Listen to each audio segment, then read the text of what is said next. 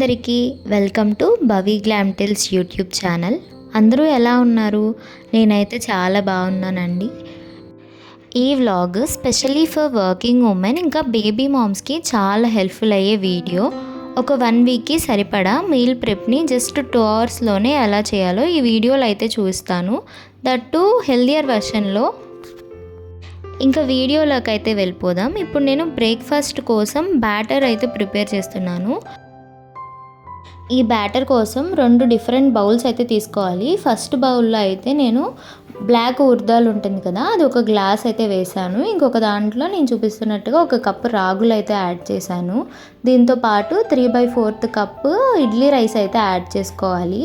Idli rice వల్ల ఏంటి అంటే మనకి ఫర్మెంటేషన్ అయితే ఫాస్ట్గా అవుతుంది.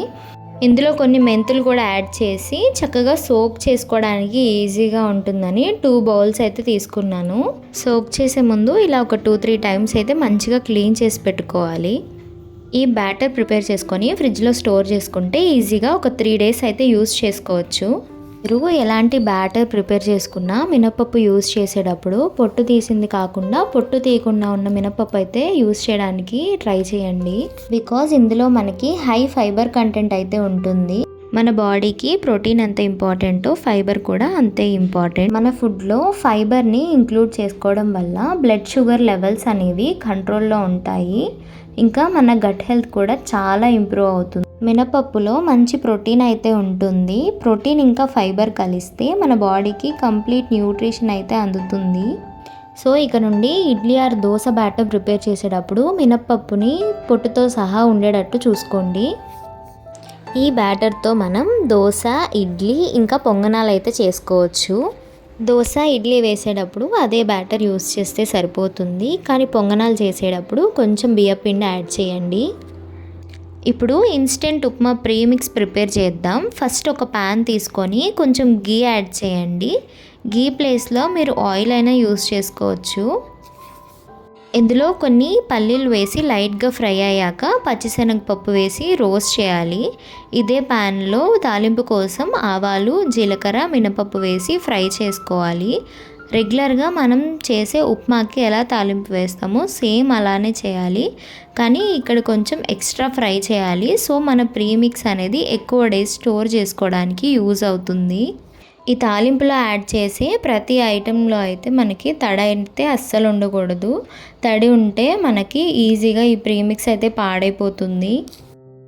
సో ఈ మిర్చి అయినా ఈ కర్రీ లీవ్స్ అయినా ముందే మీరు క్లీన్ చేసి కొంచెం సేపు ఫ్యాన్ కింద అయితే ఉంచండి. మీకు నచ్చితే చిన్నగా కట్ చేసిన అల్లం ముక్కలు, దీంతోపాటు కాజు కూడా యాడ్ చేసుకోండి. టేస్ట్ అయితే బాగుంటుంది. తర్వాత డ్రై మిర్చి, గ్రీన్ చిల్లీస్, కర్రీ లీవ్స్ ఇవన్నీ బాగా ఫ్రై అవ్వాలి. ఇవి అన్నీ రెడీ అయ్యాక గోధుమ రవ్వ యాడ్ చేసి లో ఫ్లేమ్లో ఒక 3-4 మినిట్స్ వరకు స్లోగా రోస్ట్ చేయాలి. లాస్ట్లో కొద్దిగా సాల్ట్ యాడ్ చేసి మిక్స్ చేసుకోవాలి. ఇప్పుడు ఈ ప్రీమిక్స్ని ఒక ఎయిర్ టైట్ కంటైనర్లో స్టోర్ చేసుకుంటే సరిపోతుంది.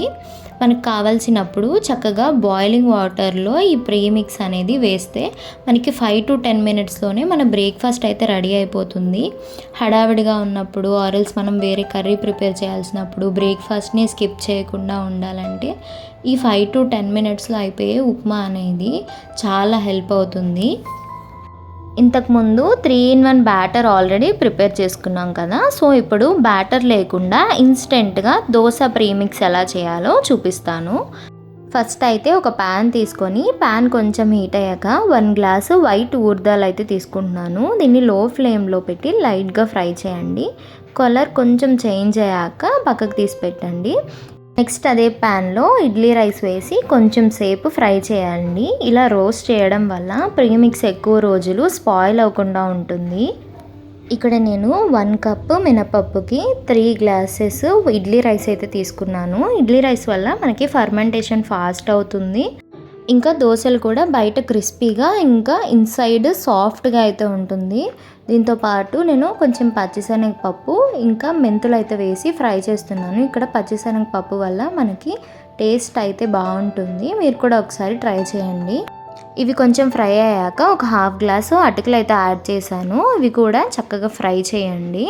కొంచెం క్రిస్పీగా అయ్యాక స్టవ్ ఆఫ్ చేసి కొద్దిసేపు ఒక ప్లేట్లో పెట్టి చల్లారనివ్వండి. ఇందులోనే కొన్ని సగ్గుబియ్యం అయితే యాడ్ చేయండి. ఫ్రై చేయాల్సిన అవసరం అయితే లేదు. ఇలా ప్రీమిక్స్ రెడీగా ఉంటే మనకి నానబెట్టడం, గ్రైండ్ చేయడం, వెజల్స్ క్లీన్ చేయడం ఇలాంటి పని అయితే ఉండదు. మనకి ఎప్పుడు కావాలంటే అప్పుడు ఈజీగా అయితే దోశ ప్రిపేర్ చేసుకోవచ్చు. ప్రతిసారి ఇలా ప్రిపేర్ చేసుకోవాలని కాదు, మనం బిజీగా ఉన్నప్పుడు, హౌస్ హోల్డ్ వర్క్స్ మేనేజ్ చేయడం కష్టంగా ఉన్నప్పుడు, బేబీస్ ఉన్న వాళ్ళకి అస్సలు టైం దొరకదు కదా. అలాంటి సిచ్యువేషన్స్లో దోశ, ఉప్మా, చట్నీ ప్రీమిక్స్ అనేవి రియల్ టైం సేవర్స్.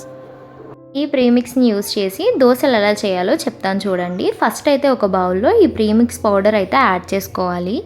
ఇందులోనే మనకు కావాల్సినంత వాటర్ అయితే యాడ్ చేసుకొని పెట్టుకోవాలి. మార్నింగ్ దోశ వేయాలంటే మనం ముందు రోజు నైటే ఈ పిండి అనేది వాటర్తో మిక్స్ చేసుకొని చక్కగా కలుపుకొని అయితే పెట్టుకొని ఉంచాలి.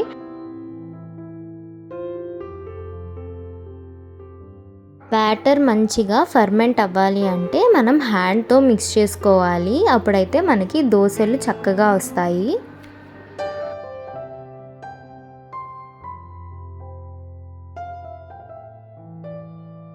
నెక్స్ట్ డేకి మన బ్యాటర్ అయితే రెడీ అయిపోయింది. దోశలు కూడా చక్కగా సాఫ్ట్ ఇంకా క్రిస్పీగా అయితే వస్తాయి. బ్యాటర్ కన్సిస్టెన్సీ చూసారు కదా, ఇలా ఉంటే సరిపోతుంది. ఇంకా మనం దోశలు అయితే వేసుకోవచ్చు.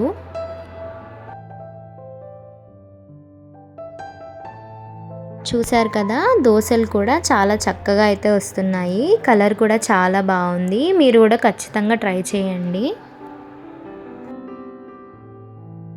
ఇప్పుడు ఇన్స్టెంట్ చట్నీ పౌడర్ ఎలా చేయాలో చూద్దాం. ముందైతే ఒక ప్యాన్లో పల్లీలు వేసి బాగా ఫ్రై చేయాలి. రెగ్యులర్ చట్నీ ఎలా చేస్తామో సేమ్ అదే ప్రాసెస్ ఉంటుంది. పల్లీలు ఫ్రై అయ్యాక ఎండు కొబ్బరి వేసి కొంచెం ఫ్రై చేయండి. తర్వాత మినప్పప్పు ఇంకా ఎండుమిర్చి కూడా వేసి ఇంకొంచెం సేపు ఫ్రై చేయండి. ఇక్కడ గుండు మిర్చి ఫాస్ట్గా వేగిపోతుంది అని చెప్పేసి నేను ముందే పక్కకు తీసి పెట్టాను. నెక్స్ట్ వెల్లుల్లి రెబ్బలు, కొంచెం చింతపండు, కరివేపాకు ఇవన్నీ వేసి బాగా ఫ్రై చేయండి.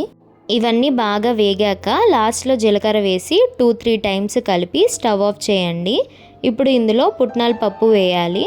పుట్నాల పప్పుని ఫ్రై చేయాల్సిన అవసరం లేదు, ఇందులో వేడి ఉంటుంది కాబట్టి సరిపోతుంది. కొంచెం చల్లారాక మిక్సీలో గ్రైండ్ చేసేటప్పుడు కొద్దిగా సాల్ట్ అయితే యాడ్ చేసుకొని గ్రైండ్ చేయండి. మనకు కావాల్సిన ఒక ఎయిర్ టైట్ కంటైనర్లో అయితే స్టోర్ చేసుకోండి. ఇలా ఎయిర్ టైట్ కంటైనర్లో పెడితే మనం ఒక 1 to 1.5 month వరకు ఫ్రిడ్జ్లో లేకపోయినా బయట పెట్టినా కానీ యూస్ చేసుకోవచ్చు. చట్నీ ప్రిపేర్ చేయడానికి టైం లేనప్పుడు కొంచెం వాటర్ యాడ్ చేసి మిక్స్ చేస్తే సరిపోతుంది.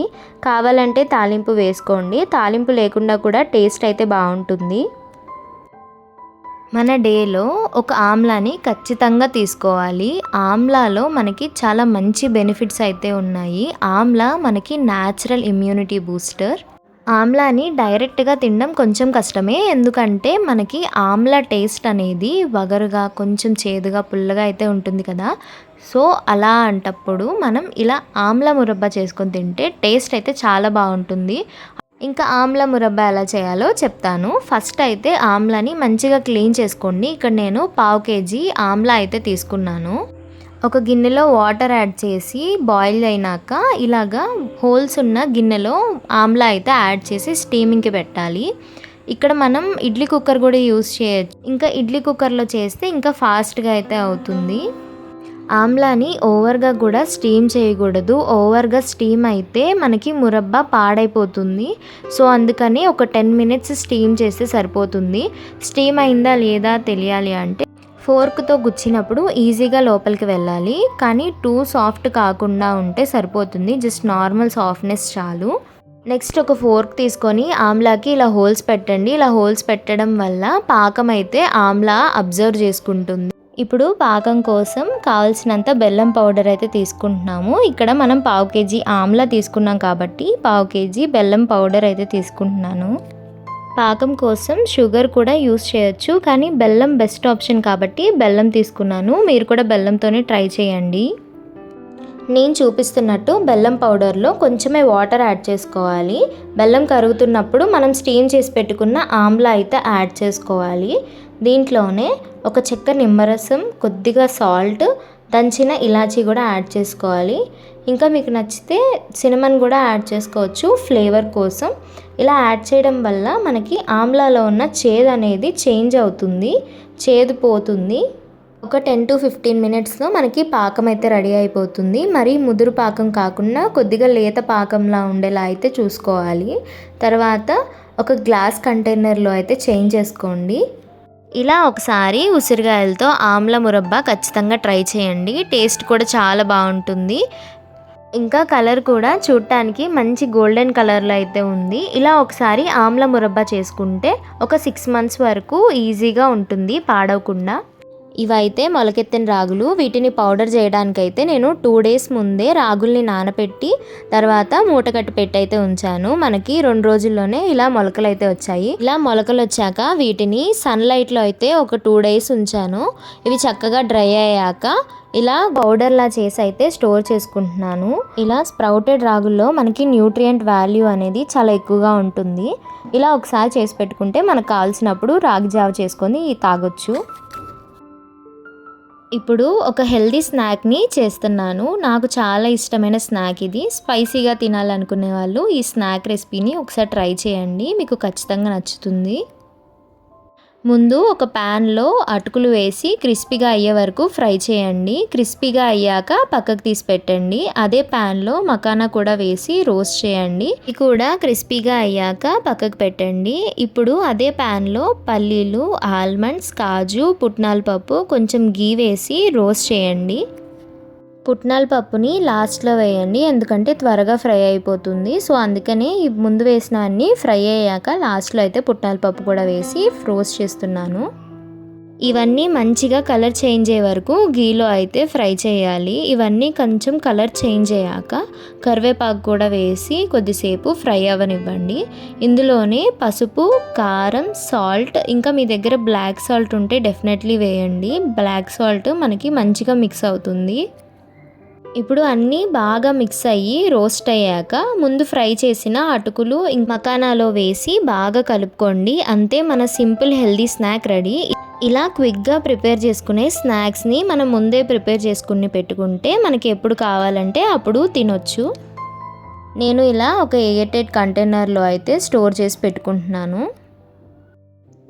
ఇప్పుడు చియా సీడ్స్ని యూస్ చేసి ఇంట్లోనే ఈజీగా మైక్రోగ్రీన్స్ని ఎలా తయారు చేయాలో చూద్దాం. ఫస్ట్ అయితే ఈ చియా సీడ్స్ని వాటర్లో ఒక 3 hours వరకు సోక్ చేయాలి. ఇవి సోక్ అయ్యాక ఇలా ఒక సర్ఫేస్ ఎక్కువ ఉన్న ప్లేట్ లాంటిది ఏమన్నా ఉంటే దాంట్లో ఇలా టిష్యూస్తో కవర్ చేసుకోండి. ఇలా టిష్యూస్ వేసిన తర్వాత మనం ముందే సోక్ చేసి పెట్టిన చియా సీడ్స్ని స్ప్రెడ్ చేసుకోవాలి. ఓన్లీ చియా సీడ్సే కాకుండా మనం మెంతులు, ఆవాలు, ఇంకా రాడిష్ సీడ్స్తో కూడా మైక్రోగ్రీన్స్ అయితే ఈజీగా ఇంట్లోనే గ్రో చేసుకోవచ్చు. సేమ్ ఇదే ప్రొసీజర్ ఫాలో అయితే. ఎక్కువగా వాటరింగ్ కూడా చేయకూడదు వీటికి. ఓన్లీ ఒక 6 hours ఒకసారి వాటర్ స్ప్రింకిల్ చేస్తే సరిపోతుంది, ఈజీగా గ్రో అవుతాయి. దీని మీద లిడ్ క్లోజ్ చేసి ఉంచి ఒక 2 days డార్క్ ప్లేస్లో ఉంచి కొంచెం మొలకలు వచ్చాక ఇండైరెక్ట్ సన్లైట్లో ఉంచితే చక్కగా మైక్రోగ్రీన్స్ అనేవి గ్రో అవుతాయి. మైక్రోగ్రీన్స్లో మంచి పోషకాలు ఉంటాయి కాబట్టి మన ఫుడ్లో ఇంక్లూడ్ చేసుకోవడం వల్ల మన ఓవరాల్ హెల్త్కి చాలా మంచిగా అయితే సపోర్ట్ చేస్తాయి. వీటిని చిన్న చిన్నగా కట్ చేసి చపాతీలో కానీ లేదా సలాడ్లో కానీ తీసుకుంటే మనం ఈజీగా తినేయొచ్చు. మీరు కనుక సూప్స్కి ఫ్యాన్ అయితే ఈ హెల్దీ లెంటిల్ సూప్ ప్రీమిక్స్ని ఒకసారి ట్రై చేయండి, చాలా బాగుంటుంది. ఫస్ట్ అయితే 1 glass కందిపప్పు, 1 glass మసూర్ దాల్, 1 glass పెసరపప్పు తీసుకొని అన్నీ క్లీన్ చేసి బాగా డ్రై అవ్వనివ్వండి. లెంటిల్స్ మన హెల్త్కి చాలా మంచిది. వీటిలో ప్రోటీన్, ఫైబర్, ఇంకా ఐరన్ అండ్ న్యూట్రియంట్స్ ఎక్కువగా ఉంటాయి. మన బాడీకి మంచి ఎనర్జీని ఇస్తాయి. ఇవన్నీ కంప్లీట్గా డ్రై అయ్యాక ఒక ప్యాన్లో వేసి లైట్గా రోస్ట్ చేయండి. అదే ప్యాన్లో నేను చూపిస్తున్నట్టు మిరియాలు, ధనియాలు, ఎండుమిర్చి, జీలకర్ర వేసి ఫ్రై చేయండి. కొంచెం కరివేపాకు కూడా యాడ్ చేసి అన్నీ కలిసి మంచి అరోమా వచ్చే వరకు రోస్ట్ చేయాలి. లాస్ట్లో కొంచెం సాల్ట్ యాడ్ చేసి అన్ని ఇంగ్రీడియంట్స్ లైట్గా కలర్ చేంజ్ అయ్యే వరకు ఫ్రై చేయండి. ఇవన్నీ చక్కగా ఫ్రై అయ్యాక కాసేపు చల్లారనిచ్చి మిక్సీలో అయితే వేసి పౌడర్లా అయితే చేసుకోవాలి. మంచి ఎయిర్ టైట్ కంటైనర్లో అయితే ఈ పౌడర్ని స్టోర్ చేసుకుంటే మనకు ఎప్పుడు కావాలంటే అప్పుడు సూప్ని ఈజీగా 5 minutesలోనే ప్రిపేర్ చేసుకోవచ్చు. మనం సూప్ ప్రిపేర్ చేయాలి అన్నప్పుడు గీలో గార్లిక్ ఇంకా కొరియండర్ మీకు నచ్చిన వెజ్జీస్ ఏమన్నా వేసుకొని దాంతోపాటు ఈ కొంచెం ప్రీమిక్స్ కూడా వాటర్లో కలిపి బాయిల్ చేస్తే సరిపోతుంది. అంతే, ఇంకా మన సూప్ అయితే రెడీ అయినట్టే. హెల్దీగా ఉండి సింపుల్గా ప్రిపేర్ చేసుకునే ప్యాన్ కేక్ ప్రీమిక్స్ ఎలా చేయాలో చూద్దాం. ఫస్ట్ అయితే 2 కప్స్ రాగులు, 2 కప్స్ ఓట్స్, 1 కప్ బెల్లం పౌడర్, ఇంకా 1 cup chocolate powder, 1 table spoon cinnamon powder, pinch of salt కూడా తీసుకోండి. ఇవన్నీ ఒకసారి మిక్సీలో వేసి ఫైన్ పౌడర్ లాగా అయితే గ్రైండ్ చేసుకోవాలి. తర్వాత ఈ ప్రీమిక్స్ని ఒక ఎయిర్ టైట్ కంటైనర్లో అయితే స్టోర్ చేసుకోండి. ఇలా రెడీగా ఉంటే మనకి ఎప్పుడు కావాలంటే అప్పుడు ఈజీగా ప్యాన్ కేక్స్ ప్రిపేర్ చేసుకోవచ్చు. ఇక్కడ మనం రాగులు యూజ్ చేస్తున్నాం కాబట్టి ఐరన్ ఇంకా కాల్షియం ఎక్కువగా ఉంటుంది. కిడ్స్కి చాలా హెల్దీ అండ్ ఇంకా ఫేవరెట్ రెసిపీ కూడా. మనం కూడా ఈజీగానే ప్రిపేర్ చేసి పెట్టొచ్చు. ప్యాన్ కేక్ చేయడానికి కొంచెం ప్రీమిక్స్ తీసుకొని ఒక బనానాని మ్యాష్ చేసి యాడ్ చేయండి. కొంచెం వాటర్ లేదా మిల్క్ యాడ్ చేసి బ్యాటర్ లాగా కలుపుకోవాలి. ఈ బ్యాటర్లో కావాలంటే ఎగ్స్ కూడా యాడ్ చేసి చక్కగా మిక్స్ చేసుకోవచ్చు. నేను చెప్పిన ప్రొసీజర్లో చేస్తే మనకి ప్యాన్ కేక్స్ ఫ్లఫీగా ఇంకా టేస్టీగా అయితే వస్తాయి. మీరు కూడా ఖచ్చితంగా ట్రై చేయండి, మీకు ఖచ్చితంగా నచ్చుతుంది. నెక్స్ట్ ఐటెం వచ్చేసి టోఫు ఎలా ప్రిపేర్ చేయాలో చెప్తాను. ముందైతే సోయా బీన్స్ని 8 అవర్స్ వాటర్లో సోక్ చేశాను. ఇప్పుడు ఈ సోక్ అయిన బీన్స్ని మిక్సీలో వేసి కొంచెం వాటర్ కూడా యాడ్ చేసి స్మూత్గా మెత్తటి పేస్ట్ లాగా అయితే గ్రైండ్ చేయాలి. టోఫు అనేది మనకి plant based protein source. Milk ప్రొడక్ట్స్ని అవాయిడ్ చేయాలనుకునే వాళ్ళకి ఇది మంచి ఆప్షన్. ఇందులో ప్రోటీన్ ఇంకా హెల్తీ ఫ్యాట్స్ కూడా ఉంటాయి కాబట్టి డైలీ డైట్లో యాడ్ చేసుకోవచ్చు. ఇలా మంచిగా పేస్ట్ లాగా గ్రైండ్ అయ్యాక ఒక క్లాత్ తీసుకొని ఈ పేస్ట్ని స్ట్రెయిన్ చేయాలి. సోయా మిల్క్ని సపరేట్ చేసుకోవాలి. మిగిలిన పిప్పి ఏదైతే ఉంటుందో అది మనకు అవసరం లేదు. ఇప్పుడు ఈ సపరేట్ అయిన సోయా మిల్క్ని ఒక బౌల్లో వేసి కొంచెం సేపు బాయిల్ చేయాలి. 4 to 5 minutes బాయిల్ చేస్తే సరిపోతుంది. ఇలా పైన ఫామ్ అయిన మీగడ్ని తీసేయాలి, ఇది మంచిది కాదు. సోయా టోఫూలో మనకి నార్మల్ పన్నీర్లో కన్నా ఎక్కువ అంటే డబల్ ప్రోటీన్ అయితే ఉంటుంది కాబట్టి అప్పుడప్పుడు టోఫు కూడా ట్రై చేయండి. టోఫు చేసే ప్రిపరేషన్ ప్రాసెస్ కూడా సేమ్ పన్నీర్ ఎలా చేస్తామో అలానే ఉంటుంది. కానీ ఇక్కడ డిఫరెన్స్ ఏంటి అంటే మనం డైరీ మిల్క్కి బదులు సోయా మిల్క్ యూస్ చేస్తాం. ఇలా బాయిల్ అయిన సోయా మిల్క్లో చిల్లీ ఫ్లేక్స్, కొంచెం కొత్తిమీర, జీలకర్ర కూడా యాడ్ చేయాలి. ఇక్కడ నేను మసాలా టోఫు చేసిన కాబట్టి ఇవన్నీ యాడ్ చేశాను. యాడ్ చేయకుండా నార్మల్ టోఫు కూడా చేసుకోవచ్చు. ఇందులోనే కొంచెం నిమ్మరసం కూడా యాడ్ చేయాలి. అప్పుడు పాలు అనేవి విరుగుతాయి, మనకి టోఫు అయితే ఫామ్ అవుతుంది. ఇప్పుడు ఒక స్పూన్ తీసుకొని మొత్తం మంచిగా మిక్స్ చేయండి. ఇలా ఒక స్పూన్ తీసుకొని మిల్క్ని మంచిగా మిక్స్ చేయండి. ఇలా పాలు విరిగాక ఒక క్లాత్ తీసుకొని స్ట్రెయిన్ చేయాలి.